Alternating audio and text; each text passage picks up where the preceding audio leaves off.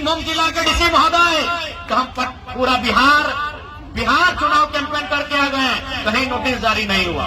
हमने पूरा झारखंड वैसा ही प्रचार किया, विधानसभा का चुनाव, हम पूरा लोकसभा का चुनाव वैसा ही कैंपेन किए, कहीं नोटिस जारी नहीं हुआ। ठीक है, अगर हमने स्कॉर्पियो के छत में चढ़ा नोटिस जारी किया तो कल्पना सोरेन का नोटिस कहने जारी किए? हेमंत सोरेन रांची में चढ़े स्कॉर्पियो में कहने नोटिस जारी किए? आज नरेंद्र मोदी खुला जीप में चढ़ रहे हैं, राहुल गांधी खुला जीप में चढ़ रहे हैं, कन्हैया कुमार से लेकर अरविंद केजरीवाल से लेकर तेजस्वी यादव चढ़ रहे हैं खुला जीप में, कहने नोटिस जारी हो रहा है। इसीलिए मैं यहाँ के डीसी से पूछूंगा, आपके माध्यम से यहाँ के डीसी से पूछेंगे कि आप अफगानिस्तान से ट्रेनिंग लेकर आए हैं या बाकी भारत के IAS IPS जो लाल बहादुर शास्त्री जो एकेडमी है वहां से ट्रेनिंग लेके आते हैं, आप वहां से ट्रेनिंग लेके आए हैं, या फिर आप अफगानिस्तान से ट्रेनिंग लेकर आए हैं, बताइएगा। या फिर ये भी बताइएगा कि राजा के कहने में ऐसा कर रहे हैं। गांधी ठीक कहते थे कि भारत आजाद होने के बाद जो IAS IPS की व्यवस्था है, ब्यूरोक्रेट्स की व्यवस्था को खत्म कर देना चाहिए। आज देख रहे हैं ब्यूरोक्रेट्स का काम क्या है। आज ये नेताओं विधायकों के इशारे पे काम करते हैं, मंत्री और सरकारों के इशारे पे काम करते हैं। अरे डीसी साहब, हमको भी मालूम है, दलमा का पहाड़ में कोई आदिवासी रहता है तो आग दिखाते हैं, और कोई बिल्डर घर बनाता है चुपचाप हो जाते हैं। हमको मालूम है आप क्या कर रहे हैं।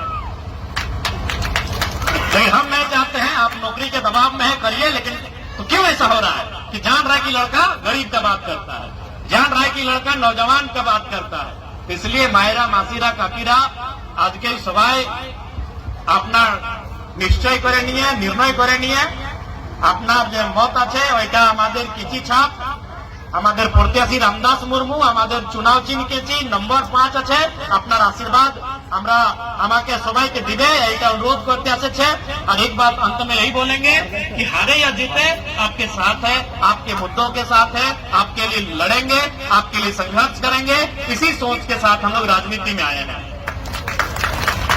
ठीक है, सबाई भालो करे नोटिस जारी कर दिया, हम लोग गाड़ी के ऊपर गए थे मैंने नॉमिनेशन करने, तो हम आपके माध्यम से और मीडिया के माध्यम से सिंहभूम जिला यानी सिंहभूम जिला के डीसी से पूछना चाहेंगे। पहले तो हम आपको शुभकामना देते हैं कि फ्यूचर में आप कहीं डीसी से भी ऊपर जाइए, आप चीफ सेक्रेटरी बनिए। लेकिन एक सवाल जरूर उनसे हम पूछेंगे आपके माध्यम से कि आप जो IAS IPS के ट्रेनिंग लिए हैं, लाल बहादुर शास्त्री एकेडमी से लिए हैं या अफगानिस्तान में जाके लिए हैं?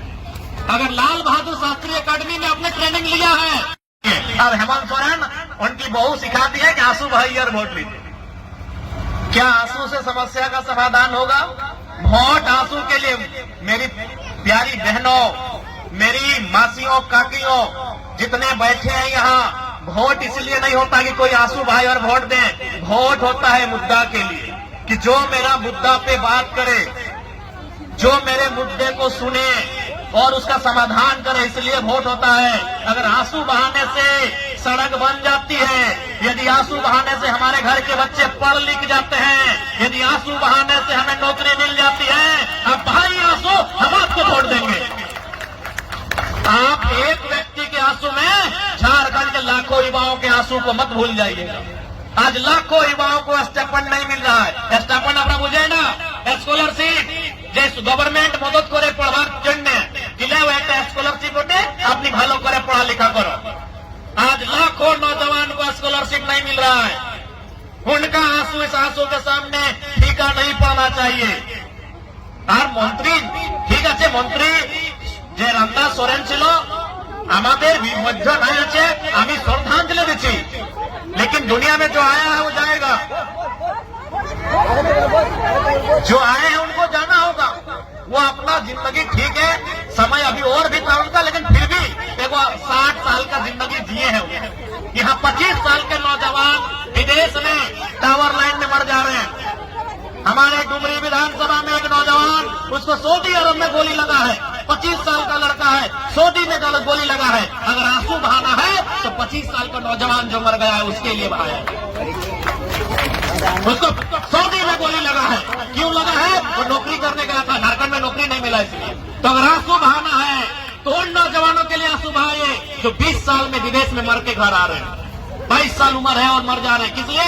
नौकरी करने गए थे विदेश। अजय साहब भी गोली नहीं आया है, पुलिस गोली मारा है ना। सऊदी का नियम बहुत टफ नियम है, सऊदी अरब में वहां गोली लगा है, अभी भी उसका बॉडी नहीं आया है। आज 1 महीना होने वाला है लगभग। हम लोग रोज वहाँ कंपनी से बात करते हैं कि हम यहाँ के एमएलए बोल रहे हैं, बोला एमएलए साहब दिगर मैंने वहाँ का कानून बहुत टफ है, इंग्लिश में उनको हम बात करना पड़ता है, कभी कभी वॉइस मैसेज से बात करना पड़ता है उन लोग से। बोलता है एमएलए साहब यहाँ का कानून बहुत टफ है, इतना आसानी से बॉडी नहीं जाएगा। तो अगर आंसू बहाना है तो ऐसे लोगों के लिए बहाइए, आंसू बहाना है तो उन बेरोजगार भाइयों के लिए बहाइए, आंसू बहाना है उन किसानों के लिए बहाइए जो साल भर मेहनत करते हैं और अपना परिवार का भरण पोषण नहीं कर पाते। आज के यारा बोलছে हमारे কাছে खजाना नहीं আছে, बताइए आप खजाना नहीं है। डबरा गांव क्या हुआ, 10 दिन में सरकार मुख्यमंत्री अपना पूरा गांव का तस्वीर बदल दिया। 10 दिन पहले जब गुरुजी जिंदा थे, गुरुजी 3 बार के मुख्यमंत्री, हेमंत सोरेन भी 4 बार मुख्यमंत्री बने, लेकिन उस समय तक नेमरा गांव में ठीक से बिजली नहीं था। नेमरा गांव में मोबाइल का लोकेशन नहीं पकड़, टावर नहीं आता था। नेमरा गांव में बढ़िया सड़क नहीं था। आप तो मोबाइल में देखे होंगे, गुरुजी को जलाने जा रहा था तो लोग खेत से होके जा रहा था, सड़क नहीं था। 10 दिन में नेमरा गांव सुधर गया, तो क्या झारखंड नहीं सुधरेगा?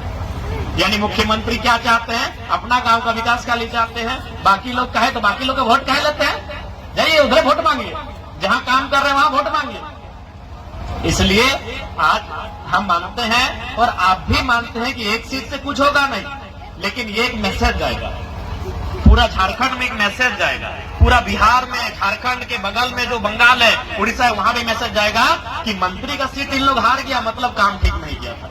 अगर जीत जाएगा तो फिर सीना ठोक के बोलेगा 2500 में इन लोग को गुलाम बना लिया। तो आज ये देखना होगा, बिल्कुल माताओं बहनों मायरा मासीरा आपको भी बोलना होगा कि भाई 2500 हम फ्री में नहीं लेंगे, आप उनको दीजिए जो हमारे भाई बहन, हमारे घर के बच्चे 10 साल मेहनत करके पढ़े लिखे हैं, साइकिल का पेडल मार मार के ठंडा में, गर्मी में, धूप में कोचिंग क्लास गए हैं, जो रात 12 बजे, 1 बजे, 2 बजे रात तक, मैंने 18, 20, 22 साल का लड़का लोग आंख में चश्मा लगा लिया पढ़ते पढ़ते, आधा बाल पका लिया पढ़ते पढ़ते। उनको नौकरी देने का काम कीजिए, उनको रोजगार से जोड़िए। हम लोग नहीं चाहते 2500 रुपया। आप अगर इतना ही हमारा चिंता करते हैं तो उनके रोजगार से जोड़िए। सरकार आपकी है, इसीलिए सरकार को चोट देने की आवश्यकता है। और उसके बाद चंपई चाचा, बताइए उनको क्या दुख है? चंपई चाचा मुख्यमंत्री थे, फिर भी उनको बुढ़ाते समय चिंता है कि मेरा बेटा सेट हो जाए, इसीलिए तो सीट खड़ा कर दी है बाबूलाल सोरेन को। जब चंपई सोरेन मुख्यमंत्री थे और उनको अपना बेटा का चिंता है, तो आप मुख्यमंत्री नहीं है, फिर भी बेटा का चिंता नहीं कर रहे। सोचिए तो मूर्ख बेवकूफ कौन है, समझिए बेवकूफ जनता है कि नहीं। चंपई चाचा मुख्यमंत्री छिलो, आज के एमएलए আছে, आज के मुख्यमंत्री না কিন্তু এমএলএ আছে চম্পই চাচা, তাও চিন্তা করছে নিজের ছেলে, तो भाई जब वो मुख्यमंत्री होकर अपना बेटा का चिंता कर रहा है, तो हम लोग तो गांव का गरीब किसान है, हमको तो ज्यादा चिंता करना चाहिए। उनको नहीं करने से भी कम से कम तो कई करोड़ टका उनके पास होगा।